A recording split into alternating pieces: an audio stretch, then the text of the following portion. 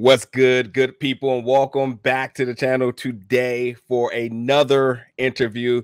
You just recently saw this face on the channel, but now we get to one-on-one. We get to sit back. We get to really break everything down. Hopefully you are checking out Swagger Season 2. Hopefully you've already checked out Swagger Season 1. We got one of the stars of the series, Isaiah here. Isaiah, how you doing today, brother? How you feeling? I'm good, man. Thanks for having me. I appreciate you, man. You have been making towns. I mean, since Tribeca, then you came through and blessed the DMV. You hit Chicago.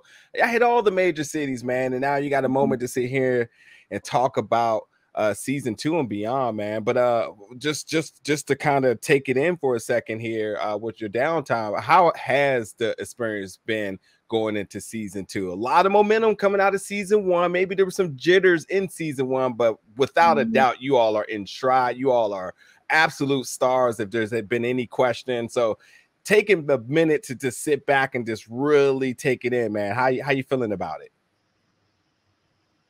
I mean, I'm a lot like Jace. What is he saying in season in Maze 1 this year? I'm just as hype as I am nervous, you know? Yeah. Kind of just got to own that and just step into it this year.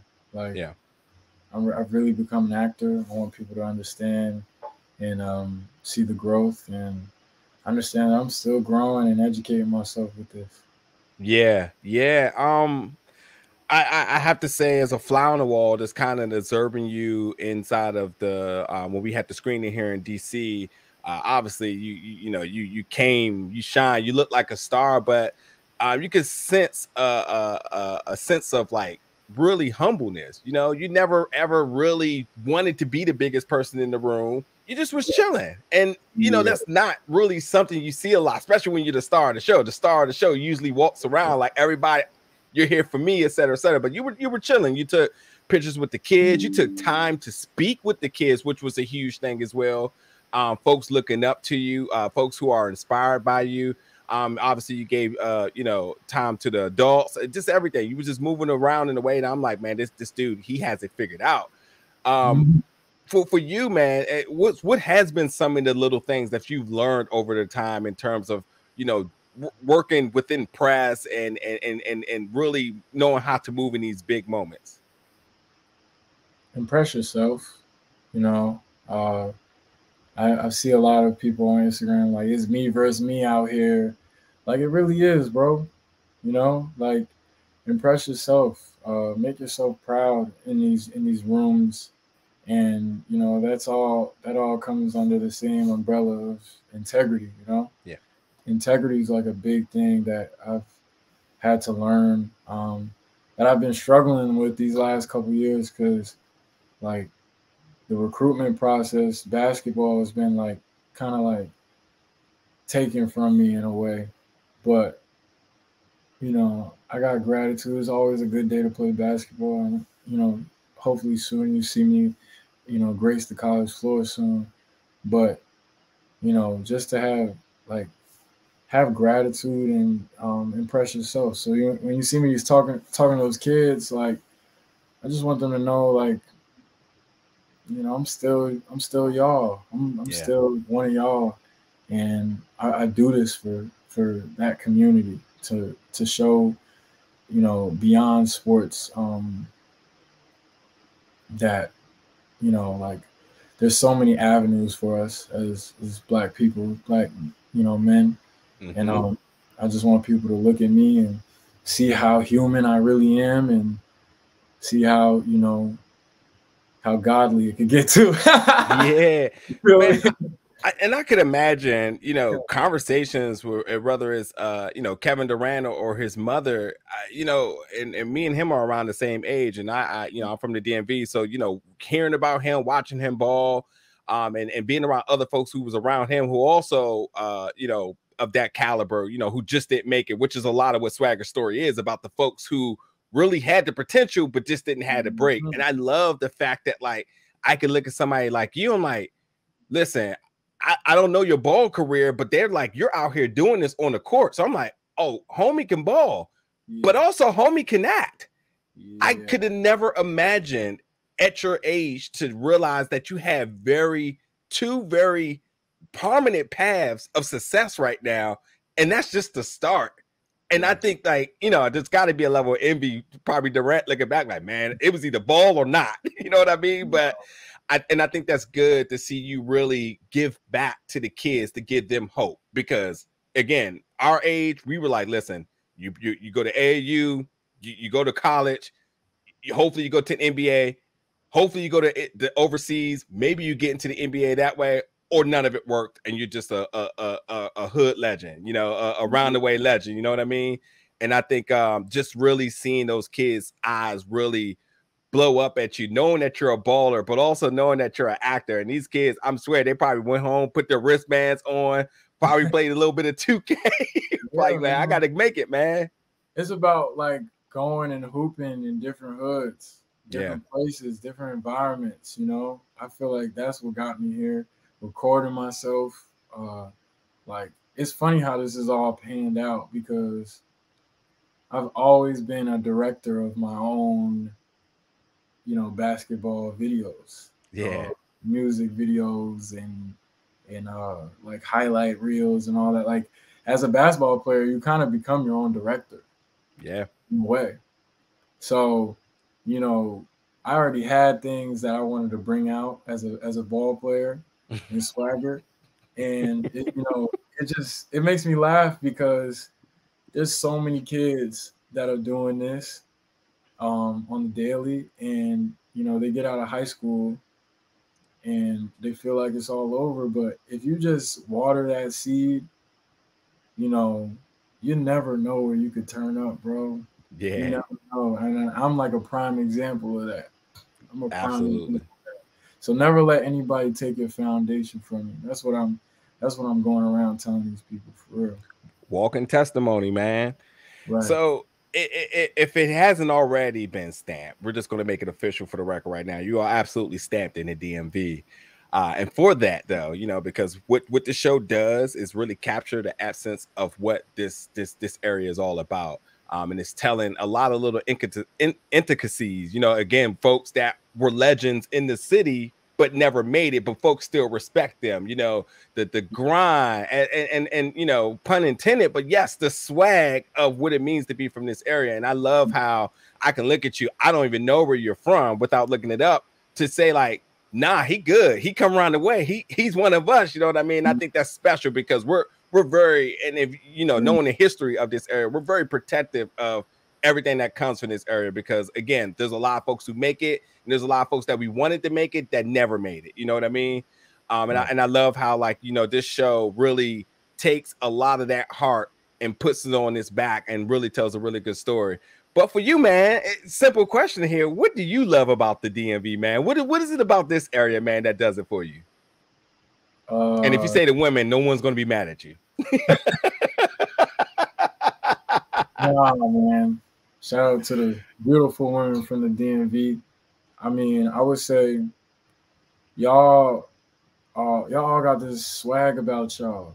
The DMV, like, it's a lot of kids, like, all, like, from once you a baby. Like, I've watched babies and adults from the DMV, and y'all all are so reserved and poised. And you guys have this sense of responsibility amongst y'all at all times. Yeah. And that's what I wanted to put in Jace most importantly this year. You know, that sense of like, mama, I got this. You know, mama, I'm gonna take care of this. I'm gonna handle this. Whether you're looking or not looking, you know, I'm gonna handle this. This is for me. And I just get that from every person I see in the DMV, and it's really amazing to watch. Yeah. Appreciate it, man. Again, you stamped in this area, man. So, you know, this is home for you. You talk about, you know, being sort of a director of your own craft, and you looking from it from a production standpoint. You say, well, the basketball choreography, but listen, folks are out here balling. This is real balling. There's nothing staged. These young fellas are getting it in, and I can't even just say young fellas, because, man, I got to talk to Orlando during the junket, and I was like, Orlando, you out here. catching bodies on the court. I didn't even know he used to ball back in the day, and I was like, man. But Orlando actually hooped with us a couple times this year and imparted a lot of wisdom. Orlando's father was a basketball coach. He grew up around the game, so it was amazing because Orlando Jones, he's the legend. You know, he's like pure comedy at his finest. But like the way he would get up at 8 in the morning and hoop with us, like that kind of showed another sense of like one sound, one band. It just made us all lock in even harder. It was different. Yeah. I want you to finish your question though. My fault. Nah, you could. But Orlando was like, he was in a very subliminal way. Orlando was like, listen, I could ball. And in the scene I was talking to him about with him and O'Shea, he was just like, yeah, but I don't be trying to do too much, man, because I don't want too much attention on me. And I was like, so you basically saying, because y'all was really out there doing the work, you went easy on O'Shea. You didn't want him to catch feelings. Yo, I believe it. I mean, Orlando got that mid-range pull-up, you know. Now Shea, he'll surprise you with a couple. Like he's a 3-point shooter, you know, Steph Curry kind of vibe. You know, he wants to make it. He wants to knock down his shots. But Orlando's got some. He's got some pace to him. I ain't gonna hold you. We all know Orlando could act, but Orlando and the scene I'm talking about, folks, y'all got to watch season 2. It's still on Apple TV week by week, weekly, every Friday. There's a particular episode, and I can't remember what episode it is now, but you know, Orlando can act, so there's a lot of acting before he gets the ball, and you're thinking like, okay, they're gonna clearly show him throw it up, and they're gonna show the other side of it come down, and they was like, nah, he got the rock, pulled up a smooth 15-footer. I was like, oh, okay. Oh. Word. And talking his talk. Yeah, I set the tone on that level. I'm very thankful for that. Like, yeah, all the actors is following suit. Nobody's like, no, I want to bring my stunt double in. Yeah, nah, like I set the tone for that, and everybody kind of it set this tone of humility on the show that kind of like bonds us together as family. So yeah, like everybody's in the gym and we're all getting our ass kicked by our trainer, Team Red. But like we don't quit. We test our limits, and it's brought us in closer. Yeah, yeah. So of course I checked out the entire season, and the one episode I've been raving about, obviously the episode that we got to screen in DC on Juneteenth, was episode 5. It's the most powerful episode I've seen in all of television in recent years. There's so many small nuances and just things you could pick up on. And then the choreography, again, these folks are out here balling. I keep emphasizing that. And you're going to see a legitimate game, folks, which means that the film, that the cameras are rolling, shots are going in, and shots aren't. And they're working around it. Again, you all are just really ahead of your time in terms of like bringing this basketball game to the screen in a way we've never seen before, with a powerful message. And I can't even say cameo. He's definitely guest starring, but it almost feels like a regular. Just how impactful he was in this one moment. You feel him this entire season. And John Carlos, who comes in and really just, you know, he talks about, and as Reggie said at the screening, you know, before capping it, there was John Carlos, and that's just what it is, you know. But I want to take it for you, and then folks, again, if there's anything you do this year, you make sure you check out episode 5, and you tweet about it, you TikTok about it. This is the episode. It's a game changer. For you though, checking out the screening in DC, you know, being, you know, a part of the Q&A. I believe you were sitting right next to John Carlo, if I wasn't mistaken. And obviously seeing the response of the audience from it.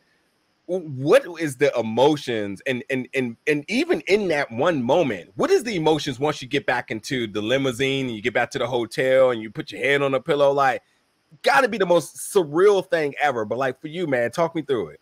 Yo, like you bringing it up right now is already like making my eyes hot.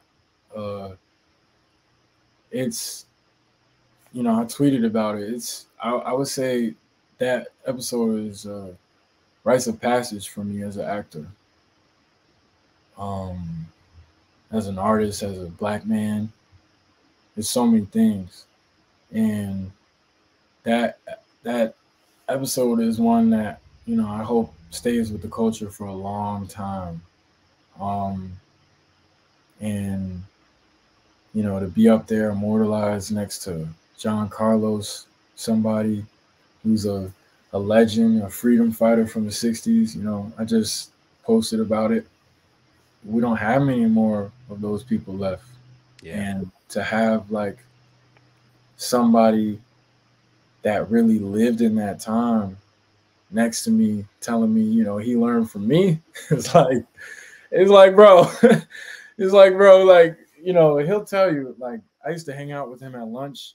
I was Mm-hmm. soaking up as much knowledge and time as I could from him. Yeah. That's what you have to do when those OGs come around. You just sit and you just be quiet. Like I'll be the first one to tell you I don't got it all figured out, but I've gotten to own that in apprentice this year, and that's Yeah. what we have to do as young people. We have to learn how to apprentice, and in this Maze 5, I'm still putting together what we've really just done.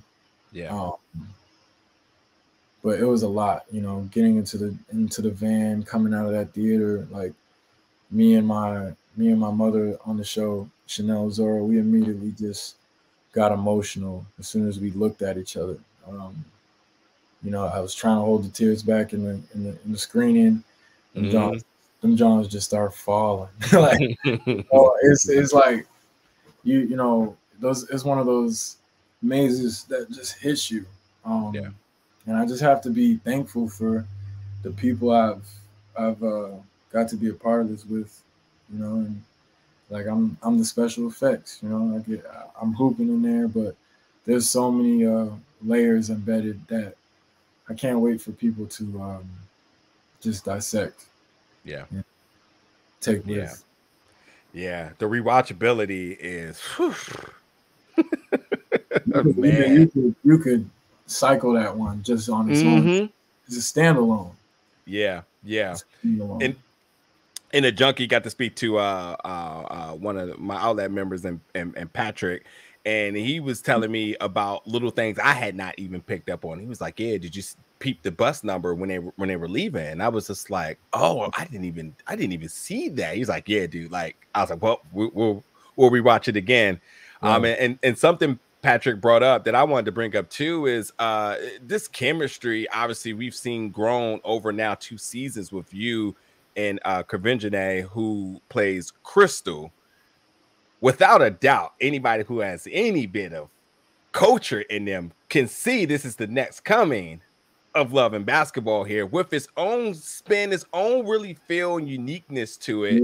Yeah. But you can sense the inspiration, and obviously you all are making that, even if it was like that film and you were doing his own version, you obviously are making these characters your own, which is Right. really, really cool. And you two, as you said, that was your best friend this entire season. It's without a doubt, whenever you two are on screen, it's a lot of blur around you all because it's literally the focal point. Y'all have amazing chemistry together. You Right. can tell the friendship, the brother sisterhood that you two have, learning Right. from each other.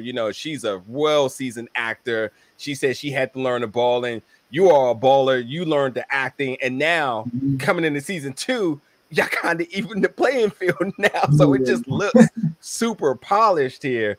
Yeah. Talk to me about your sister, man. What were these moments with you two? What were some of your favorite moments this season with her, or even behind the scenes?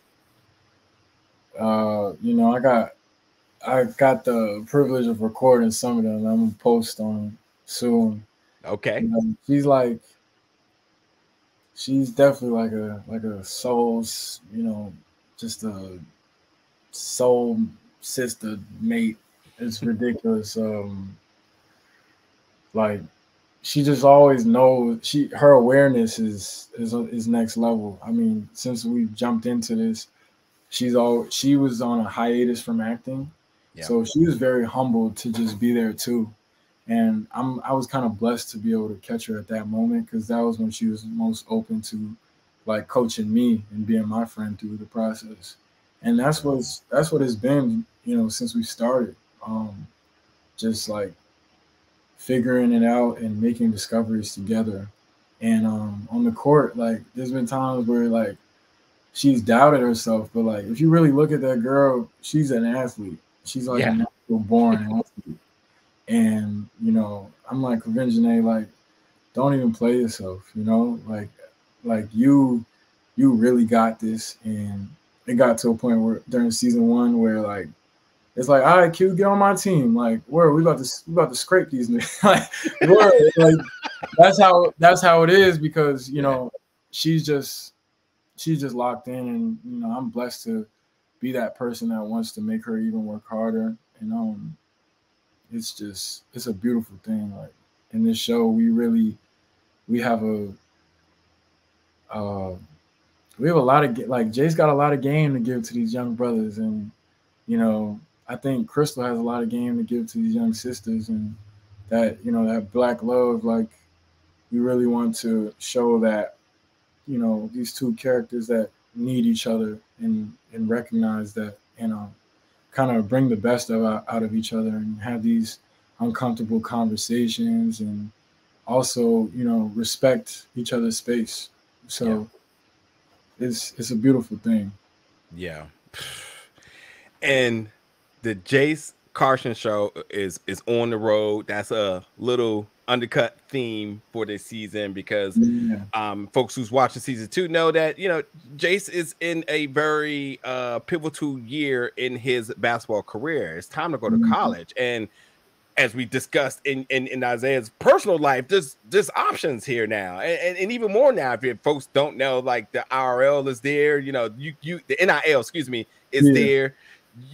There's choices, and there's choices that have benefit, and obviously there's the negative choices you can make, which again episode 5 explores that as well too. But Jace is on the up and up, and it's time to see where he's going to go to college at. We're not going to spoil anything here, but it is a very important tidbit to keep in mind. Is it ain't always what it seems, it ain't always what you want. Sometimes the cards are kind of just dealt to you, but nonetheless the show is on the road, which really gets me excited for season 3, because I'm thinking about how you all are now just really going to elevate things. I feel like the first season was good. Y'all really worked out the kinks and the nervous man. Y'all really got in the stride season 2. Now it's time to ball. Now nobody can tell y'all anything here. Right. If I can ask here, thinking about season 3, we know that there will be college involved. We know that Crystal also has a decision to make in terms of college. How do we tell a show with potentially our 2 stars may not even go to the same school, and then the other team members that we've loved over the seasons now also having to make decisions? I know that, as I said, it's the Jace Carson show on the road, which means we obviously got to follow where Jace is going here. Has there been thought about potentially the Swagger family not really being able to be a family going into season 3, or are we going to have a story that's going to give us vantage points all over? Oh, sheesh. That is everybody's questions right now. Okay. Where are we going to end up? Where are we going to be, on the West Coast or the East Coast? Where's the family going to link up and stay together? And it's interesting because, as we all know, life be lifing. Yes, it do.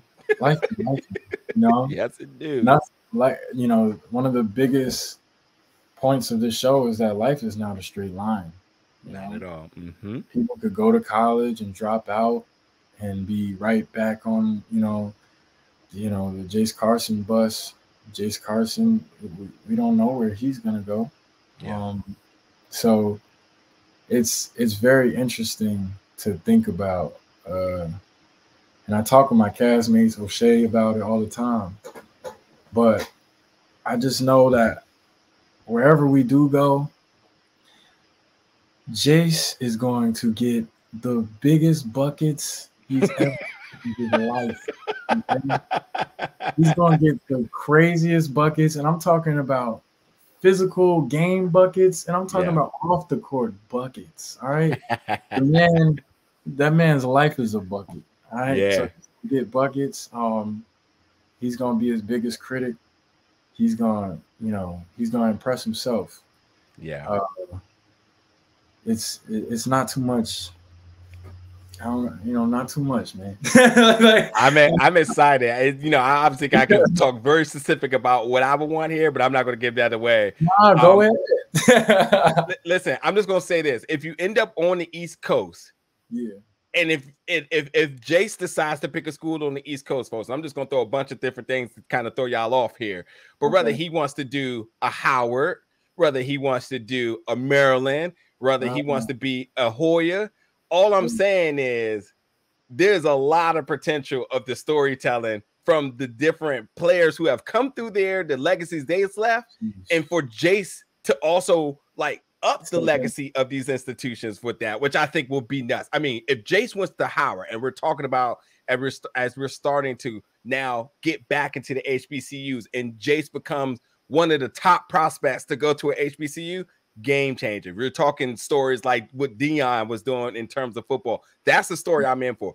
If you go to the Hoyas, we know who the legendary baller who came from there, a couple of them at that, and the potential of doing that. The Nets coming of AI. I mean, come on now, come on now. So and then if you go to Maryland, Juan Dixon,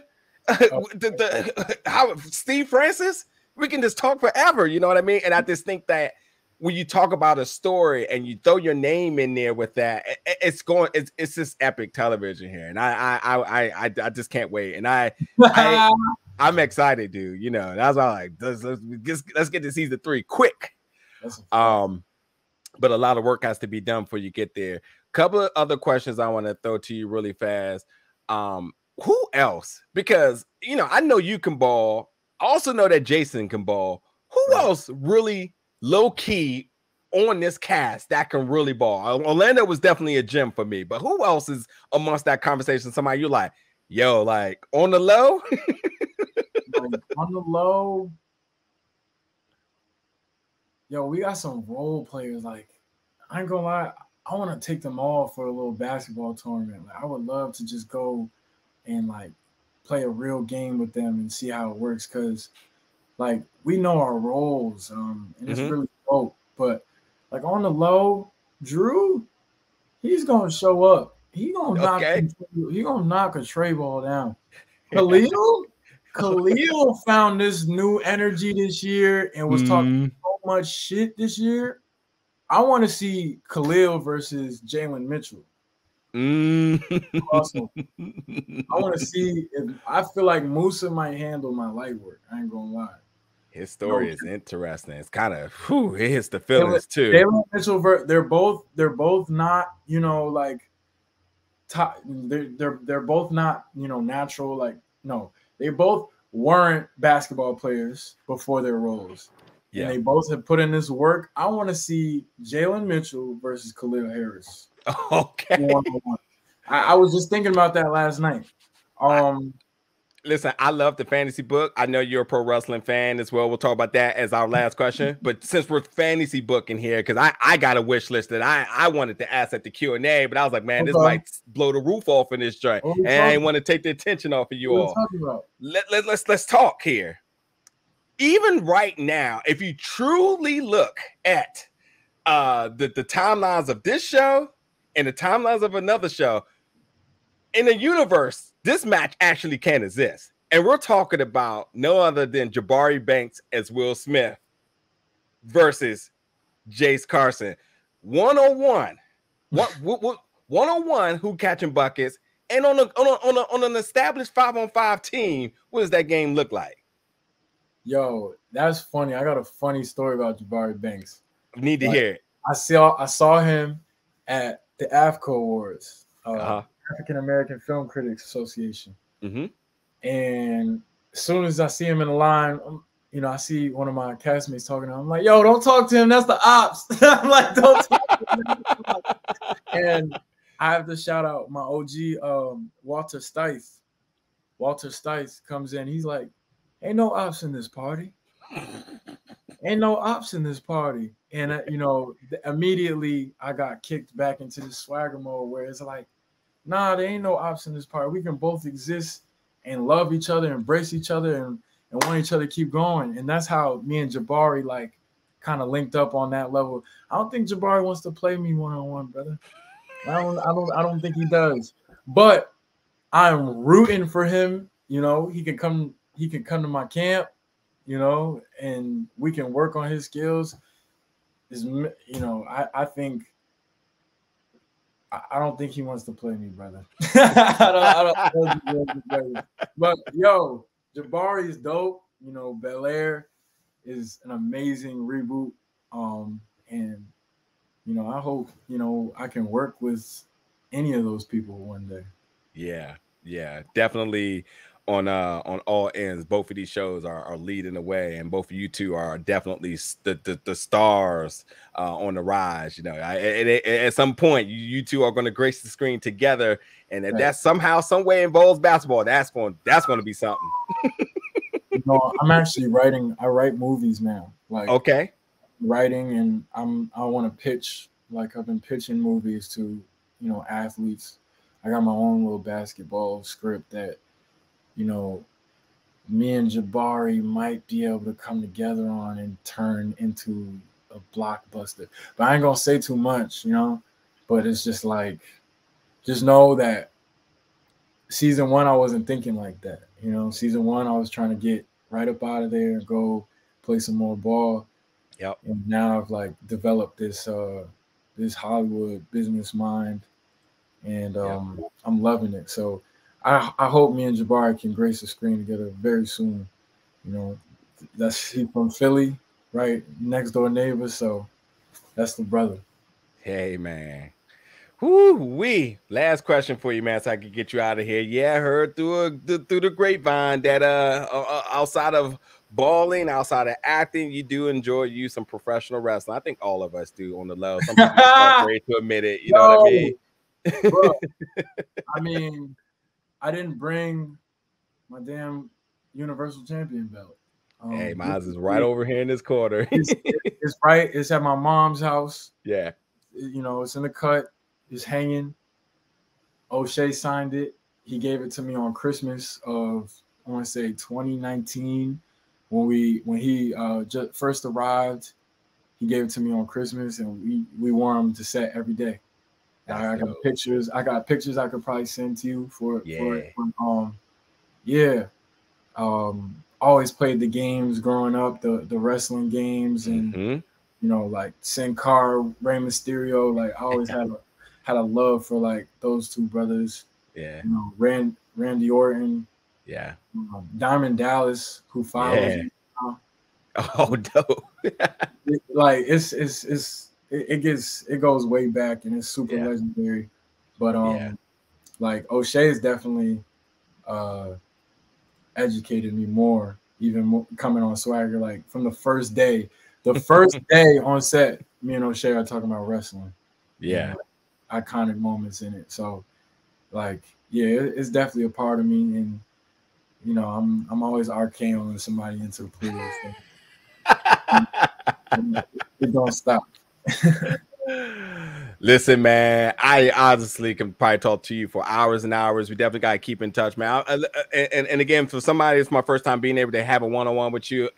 I'm hella proud of you, man. I think just seeing you become not just a young professional, but now you're a role model, and you, as you said, you wasn't thinking like that season one, and I think by the time you got to season two, you realized that not only was the options limitless for you, but you also realized that the options are limitless for everyone around you. And now you can see how you, being the star of this show, are elevating the cast. Everybody has rose to the occasion. And I think that, again, looking at the kids who eyes were looking like it was Christmas, and they was opening up a Nintendo 64 looking at you like, man, they were inspired. They knew that could be them. And I think in those moments, those really big moments, you continue to be humble. And I think you have developed this really selfless mentality of just realizing that you're just looking to help everybody around you be better. And that just makes you better. little if you know it or not. So I appreciate it. No doubt, my man, no doubt. So Swagger season 2, folks, is on Apple TV Plus. New episodes weekly on Friday. You got to be checking this out. And if you ain't watching Swagger, what are you doing with your life? Get your life together. Swagger's for us. And it's enough said, brother. Right on, right on. Folks, get in the comments, show them some love. Let us know your thoughts about your favorite episodes to the date when you check out this interview. And as always, we're going to be back with you all with more content, interviews, and all that other good stuff right here, Big Gold Belt Media, very soon. Thank you for watching.